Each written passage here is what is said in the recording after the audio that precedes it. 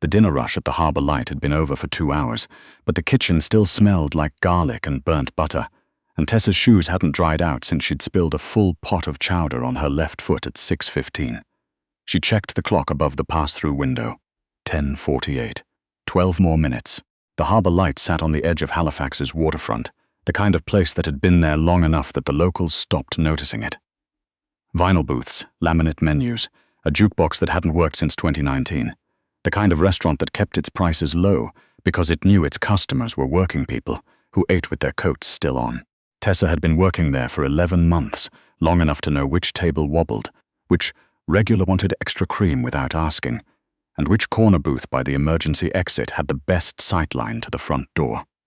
That last one she hadn't learned from the restaurant. She'd learned it from the 2 years before, when knowing where the exits were had been the difference between a bad night and a worse one. She was refilling the sugar caddies when the door opened. 4 men came in from the cold. October in Halifax had teeth, and the wind off the harbour found every gap in your jacket, so people moved fast when they came inside, shoulders up, heads down, shaking the damp off.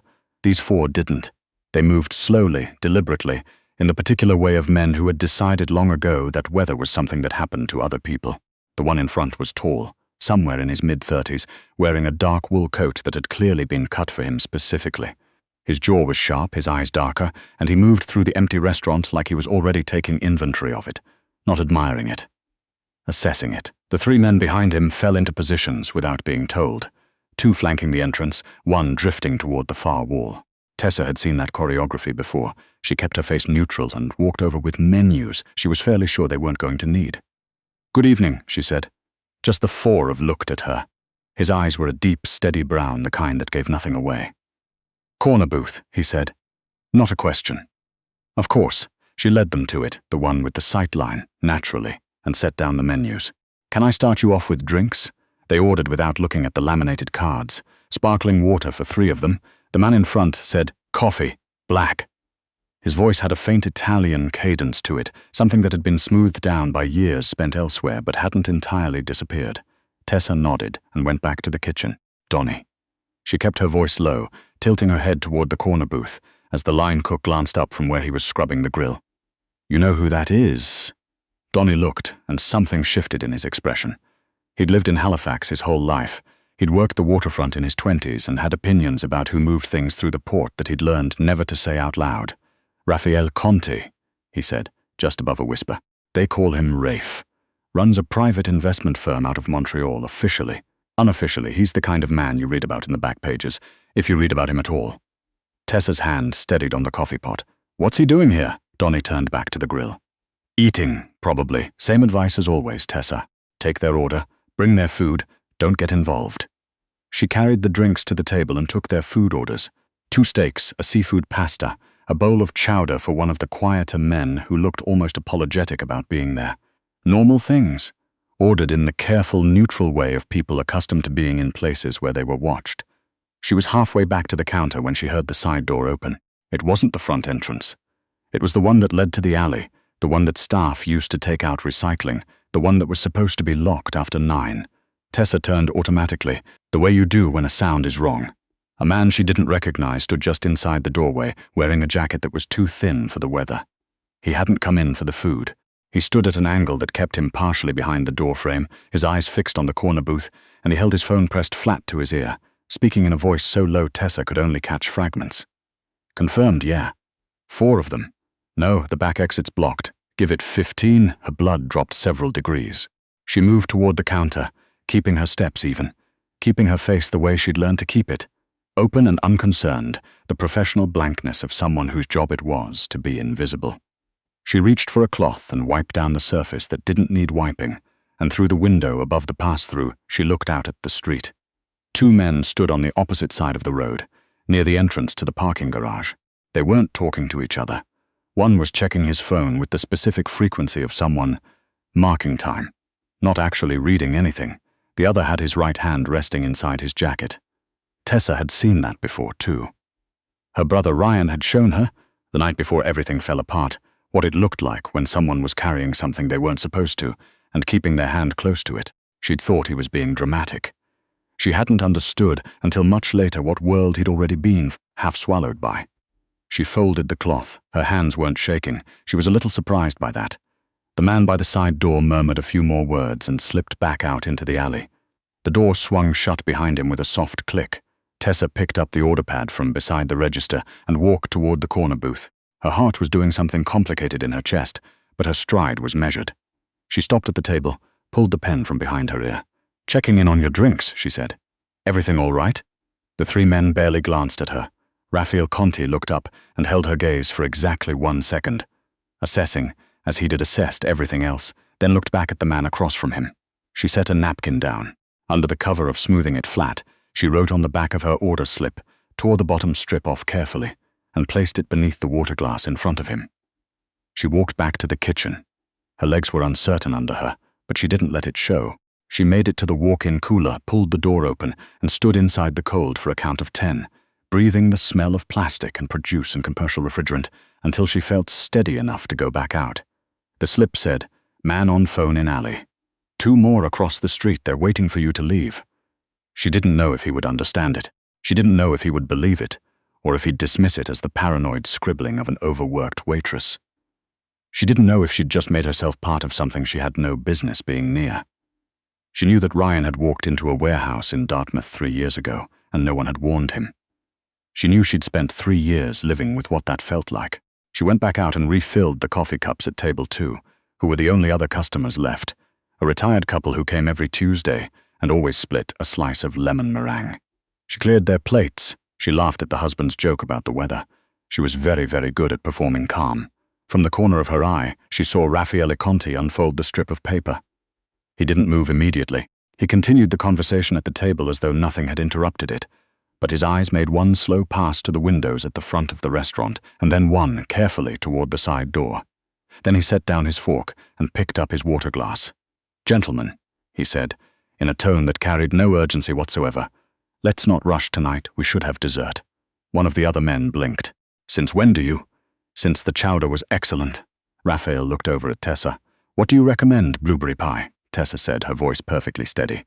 "We make it in-house, 4 slices, please." She went to cut the pie. Her hands shook a little this time, when there was no one watching. By the time she brought the slices out, she noticed the black SUV parked 2 blocks up the street that hadn't been there 20 minutes ago. She noticed one of the men by the parking garage glance at it, then look away too quickly. She didn't look at Raphael Conti directly. She set down the plates, asked if they needed anything else, and retreated. 3 minutes later, she saw him take out his phone under the table, send a text, and replace it without breaking his conversation. At 11:15, he stood and signaled for the bill. His companions did the same, moving with that same unhurried certainty. They didn't rush, they didn't look nervous. They walked to the front, and Raphael Conti paid in cash, leaving the bills on the counter without counting out the change. He paused at the door. His back was to her, his hand on the frame, and he didn't turn around. "Thank you," he said, "for the pie." Then he walked out, and his men walked with him, and the door swung closed. Tessa moved to the window. Through the rain-blurred glass, she watched them reach their car. Parked directly in front, she realized. Not in the garage, not on the side street. The 2 men across the road had started moving, hands shifting, and then the black SUV 2 blocks up rolled forward without its lights on, coming around the corner quickly, and 3 more men came out of it before the would-be ambush from across the street had time to recalibrate. There was a moment, 10 seconds, maybe 15, where both groups faced each other in the rain, on the slick orange-lit street, and did not move, and then the men from across the road made a decision. They walked away, quickly, into the dark between the buildings and out of sight. The SUV rolled back 2 blocks and stopped. Raphael Conti stood by his car for a moment. His face was turned toward the restaurant window. Tessa stepped back into the shadow behind the glass, but she had the feeling, the specific particular feeling she couldn't explain rationally, that he saw her anyway. Then he got in the car, and they drove away, and the street looked like nothing had happened on it at all. She didn't sleep. She lay in her apartment in the north end of Halifax in the dark, listening to the radiator tick and the occasional sound of someone's car alarm 2 streets over. Her daughter Maisie's breathing was audible through the thin wall between their rooms. Slow, even 6 years old and completely unaware that her mother was lying on her back, staring at the ceiling with her hands pressed flat on the mattress, trying to slow her heart rate to something reasonable. Maisie was why Tessa had moved to Halifax. Maisie was why she'd taken a job that left her feet aching and her clothes smelling like fryer oil. Maisie was also why Ryan had gotten involved with the people he'd gotten involved with. Because their mother had needed medical care, and Ryan had needed money faster than a day job provided, and he hadn't told Tessa any of it until it was too late. She knew a name now that she hadn't known 3 years ago. She'd overheard enough, in the months after Ryan disappeared from the diner's walk-in cooler, to piece together that his employer had been connected to a larger organization, one that moved things through maritime ports and kept its paperwork clean. She'd never had a name to put to the top of that organization. She did now. She'd looked up Raphael Conti on her phone at midnight, and she'd stared at his picture on a business magazine's website for a long time before she'd set the phone face down on the nightstand. She wasn't going to sleep. She accepted this around 2 in the morning and made tea instead. She was still at the kitchen table when she heard a soft knock at the front door. Tessa went very still. It was just past 3. Maisie was asleep. No one knocked at 3 in the morning with good news. She picked up the ceramic mug, heavy, the one she could throw, and went to the door. She looked through the peephole. The hallway was empty except for the faint yellow of the overhead light. Another knock. Quita, Miss Rowan. The voice was low, male, and heavily accented, not the Italian cadence she'd heard earlier, something else. Eastern European, maybe. We'd like to talk. She kept the chain on and opened the door 3 inches. 2 men stood in the hallway. Neither of them was from the restaurant. The man who'd spoken was square-faced, patient-looking. The other stood slightly back, watching the stairwell. "We work for Mr. Conti," the first man said. "He sent us to tell you that your apartment has been under surveillance since midnight. The men from outside the restaurant. They identified you when you moved to the window. The ceramic mug was suddenly not going to be sufficient. He also asked us to give you this." The man held out an envelope, flat and white, through the gap in the door. She didn't take it immediately. Why would he'd ask that? The man almost smiled. "He said to tell you, because no one helped Izzy." Tessa had no idea who Izzy was, but something about the way the man said it, with the care you used on a name that still hurt, made her take the envelope. She closed the door, put the chain back, sat down on the floor with her back against it, and opened the envelope. Inside, a business card with a Halifax address and a time, 8 a.m., written in clean, careful handwriting, and below it 4 words, "You're not in danger." She almost laughed. She was absolutely in danger. She was quite certain of that. She folded the card back up and put it in the pocket of her housecoat. Then she sat on the floor with her back to the door for a long time, listening to the sound of the city at 3 in the morning, and tried to decide whether she was brave or stupid. In her room, Maisie slept without nightmares. Tessa envied her that, without bitterness. The address was a short-term rental unit above a bakery on Barrington Street. The smell of bread came up through the floorboards and sat in the stairwell, incongruous with everything else about the morning. Tessa knocked at 8 exactly. She'd been 2 blocks away since 7:30 watching the street. A man Tessa didn't recognize opened the door. He introduced himself as Thomas, which seemed to be the extent of his conversational ambitions, and led her into a clean, bare apartment with a round table, 4 chairs, a laptop, and Raphael Conti standing by the window with a cup of coffee, watching the street below the way Tessa watched streets. He turned when she came in. In the daylight, without the dim amber of the restaurant, he looked slightly different, still impeccably put together, but there were shadows under his eyes, and his jaw had the roughness of someone who hadn't prioritized sleep. He looked like a person who was very good at carrying weight without letting it show, and was perhaps tired of doing that. "Mrs. Rowan," he said. "Thank you for coming. I haven't agreed to anything," Tessa said. "I know." He gestured to a chair. "Coffee?" She sat. Thomas poured without being asked. "The men who were outside the restaurant last night," Raphael began, sitting across from her, "work for a man named Soren Valk. He oversees logistics operations across the Maritimes. Officially a shipping consultant, in practice, something considerably less legitimate." He watched her face. "Your brother Ryan worked for a subcontractor of his 3 years ago." Tessa's hands closed around the coffee cup. "You knew my brother, not personally. My investigators identified the connection last night, after I had you looked into." "You had me looked into? Someone warns you of an ambush. You learn who they are." His tone wasn't apologetic. It was matter of fact, and somehow that was more honest than an apology would have been. Your brother was handling freight manifests, altering them, probably without full understanding of what was being moved. When his employer was eliminated from Valk's network, everyone adjacent became a liability. Ryan Rowan was one of several people who disappeared in a 12-month period. Tessa set down the cup carefully. The police said he ran, that he left voluntarily. The police said what they were given to understand. Raphael met her eyes. "I'm sorry.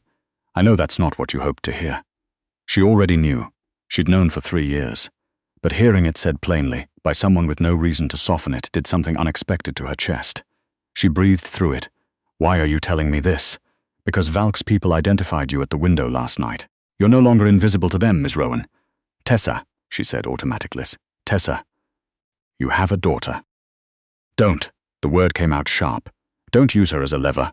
"I'm not." His voice didn't change. "I'm telling you that I know she exists, and that Valk's people also know she exists, because I want you to understand the full picture before you decide anything. Not to frighten you, to make sure you have accurate information." Tessa looked at him steadily.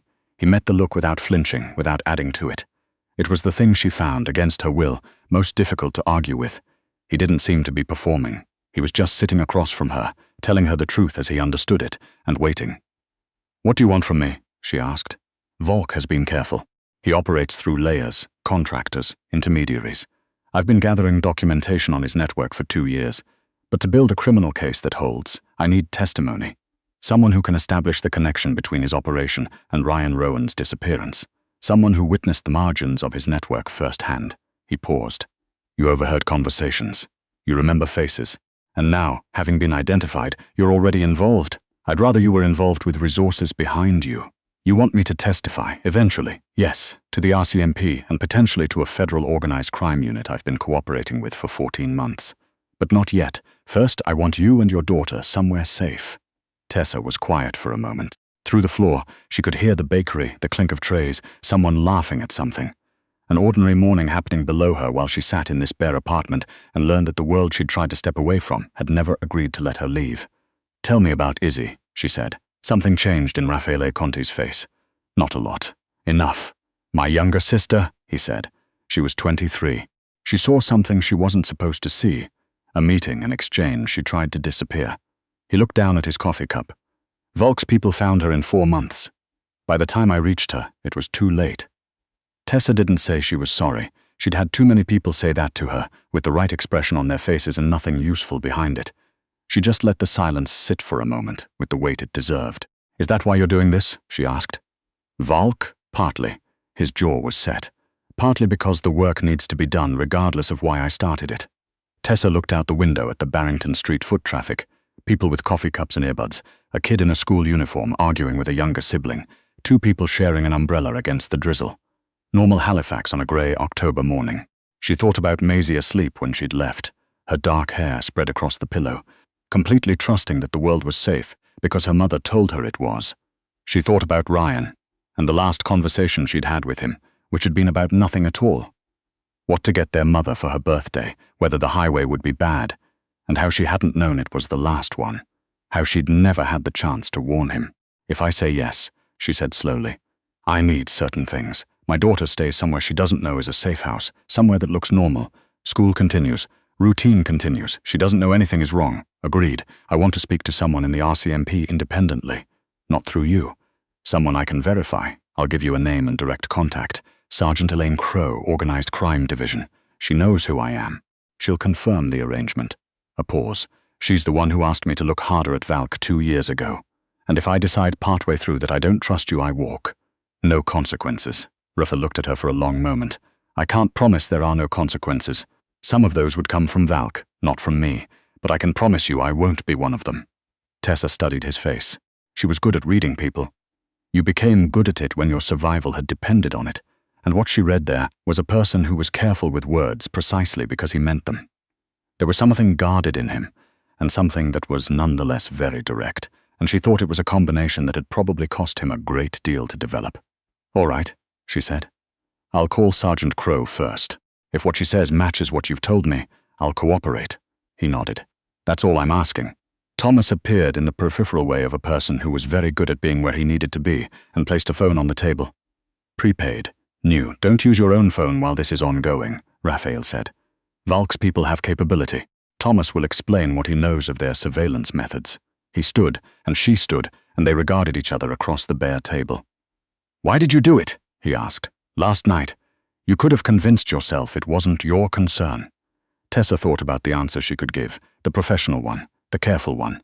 Then she thought about the walk-in cooler, the count of 10 in the cold, the strip of paper she'd left under the water glass. "Because I've spent 3 years thinking about what it would have meant if someone had," she said. That's all. He held her gaze for a moment, and she thought she saw something pass through his expression. Recognition, she would have said. The particular recognition of someone who understood exactly what that sentence cost. Thank you, he said. Not about the pie this time. She left before she could think too hard about what she'd agreed to. Sergeant Elaine Crowe answered on the second ring and confirmed everything in the flat, patient tone of someone who'd been waiting for this call longer than she'd expected. She told Tessa that the federal file on Soren Valk was real, that Raffaele Conti's cooperation agreement was real, and that the risks were also real, and she didn't minimize any of it. He's a careful man, Sergeant, Crowe said. That's not nothing in this context. No, Tessa agreed. It isn't. She called the prepaid number and told Raffaele she was in. The next 72 hours were methodical and frightening, and occasionally boring in the particular way that tense situations became boring. Lots of waiting, lots of planning, maps on the table in the apartment above the bakery, Thomas explaining in his careful monotone how movement would be tracked, and Maisie's school pickup covered and documented. Raphael's team moved Maisie to a house in Dartmouth that looked thoroughly ordinary and was apparently anything but. Tessa had to explain it to her daughter as a work thing, a temporary move while some plumbing got fixed. Maisie had accepted this with the philosophical ease of a 6-year-old who trusted her mother absolutely and wanted to know if the new place had a yard. It did. There was even a swing set. Tessa reported 3 things in those 72 hours that Valk's people didn't know she remembered.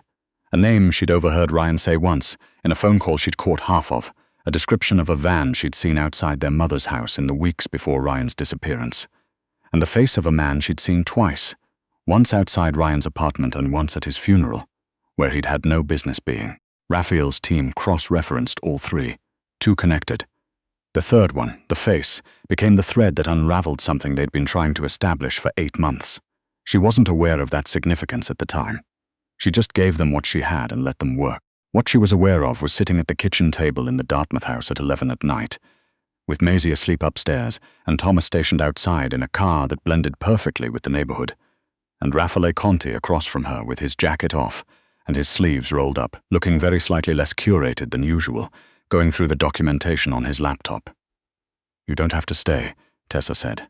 I know. Thomas is outside. Thomas is very capable. He didn't look up from the screen. I'm also here. She made tea. He accepted a cup without comment and kept working. After a while, the silence became the companionable kind rather than the tense kind, which surprised her.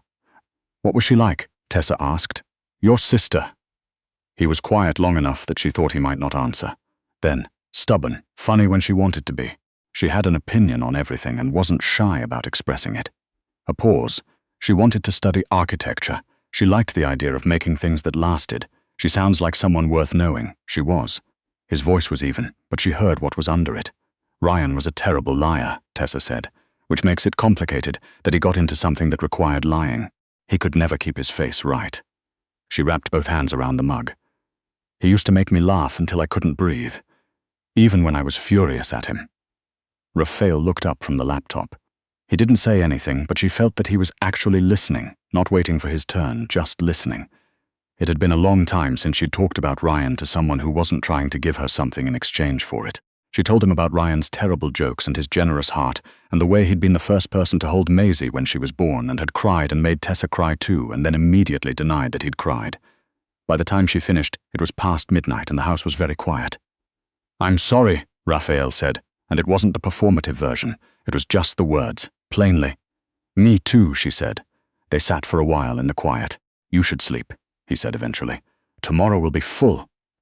You're still here. I'll take the couch. She almost argued. She didn't, because she understood. Sitting up at midnight rather than sleeping, because being still meant letting your guard down, and neither of them was ready to do that yet. Some wounds didn't let you rest easy. Some kinds of vigilance became so habitual you forgot how to turn them off. She went upstairs. She checked on Maisie, who was deeply asleep and had built herself a small fort of stuffed animals. She slept herself, with the prepaid phone on the nightstand, and she didn't dream. Soren Valk was arrested on a Thursday morning in November, when the first real cold of the season had moved in off the Atlantic and frosted the windows of the Halifax waterfront. He was taken at his office in the Purdy's Wharf Tower by federal agents, along with 7 members of his senior operation. A separate team executed simultaneous warrants in Dartmouth, Moncton, and Fredericton. Sergeant Crowe called Tessa at 9:17 in the morning to tell her, Tessa was in the school parking lot, having just dropped Maisie off for the first time in a week. She sat in the car after she hung up and watched parents walk in and out of the school's double doors. And the crossing guard waved someone through, and a dog pulling an extremely cold-looking owner along the sidewalk, and she put her face in her hands and breathed for a while. It wasn't over yet. There would be testimony. There would be proceedings. Sergeant Crowe had been realistic about that, and so had Raffaella, and so had the quiet, measured federal prosecutor who had met with Tessa twice in the past week and asked careful questions. But the man who had decided that Ryan Rowan was a loose end to be dealt with was in a federal holding cell, and his network was unraveling, and the people who had known where Tessa lived were no longer in a position to act on that information. She sat in the parking lot for 10 minutes. Then she started the car and drove. She met Raphael at a coffee shop in the Hydrodstone district, a real one, not a safe house, just a neighborhood place with mismatched chairs and very good Americanos, and a radio playing something folky in the back. He was already there when she arrived, hands around a cup, looking out the window. He'd lost some of the careful composure of the past 2 weeks. Not all of it, but enough. There were still shadows under his eyes, but his shoulders were less set. He looked up when she came in. "Sergeant Crowe called you?" she asked, sitting down. At 9, he signaled for another coffee. "How's Maisie? Back in school?" Tessa smiled slightly. "She told me this morning that she liked the Dartmouth house better because it had a yard. She seems unaware that any of the rest of it happened. Children are remarkably adaptable, or we're very good liars when it counts." She said it without bitterness. She'd done what she needed to do to protect her daughter, and she'd do it again without hesitation. The coffee arrived. They sat for a moment, just the sound of the radio and the low murmur of other conversations around them, and Tessa thought how strange it was to sit in a normal coffee shop and feel, if not safe exactly, then something adjacent to it. Like the possibility of safe was visible from here. "What happens to you now?" she asked. Raphael turned the cup in his fingers. "The cooperation arrangement holds. I've been working toward legitimate disengagement from the parts of my business that fall into gray areas. This accelerates that process considerably." He paused. "There will be complications. There always are. Some of the people I've worked with will not appreciate the shift. But I have a team I trust, and I've been planning this for a long time. Your father wanted that," Tessa said. He'd told her about his father during one of the late nights in the Dartmouth house, about the man who'd tried to lead his family towards something better and hadn't survived the attempt. "He did." Raphael met her eyes. "It took me too long to understand that wanting it for him and wanting it for myself weren't the same thing. That I had to choose it for my own reasons. And your sister and Izzy." Quietly, she would have had opinions about the pace of my progress. Tessa smiled. It was real this time. Without effort, Ryan would have found the whole thing completely cinematic and embarrassing. He would never have let me hear the end of it. Raphael laughed, just briefly, just a short, genuine sound, but it changed his whole face. Made him look younger. Made him look like someone who had perhaps laughed easily once, before the weight of things had settled on him. Tessa thought she'd like to hear it again sometime. "What about you?" he asked, now that the immediate danger has passed. "What do you want?"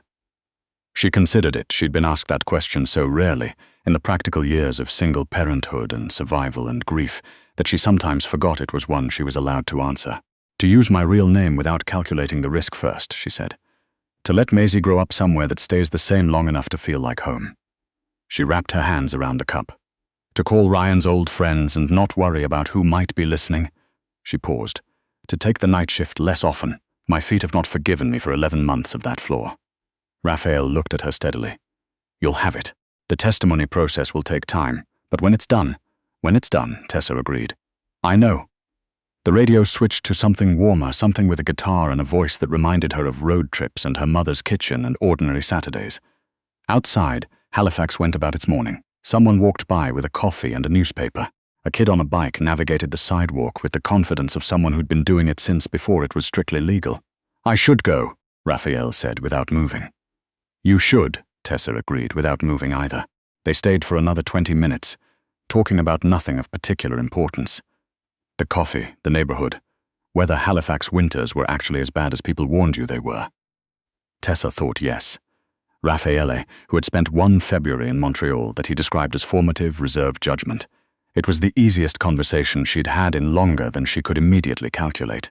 When they finally stood to leave, he held the door open, and they stood for a moment on the sidewalk in the November cold. "Thank you," he said, "for what you did at the restaurant, and for the rest of it. I thought we agreed that wasn't necessary." You said you didn't want my gratitude. I'm not offering gratitude. Something shifted in his expression, careful, as everything about him was careful, but deliberate. I'm saying I'm glad you were there. Tessa looked at him for a moment. The wind off the harbor found them both, cold and sharp and very Halifax, and neither of them stepped back from it. So am I, she said, and she meant it in more ways than she'd expected. She walked toward the parking lot. She thought she might stop at the grocery store, pick up something good for dinner. Maisie had been asking for pasta all week, the kind with the cheese sauce, and it seemed like exactly the right kind of evening for it. She didn't look over her shoulder. It was the first time in 3 years that she hadn't.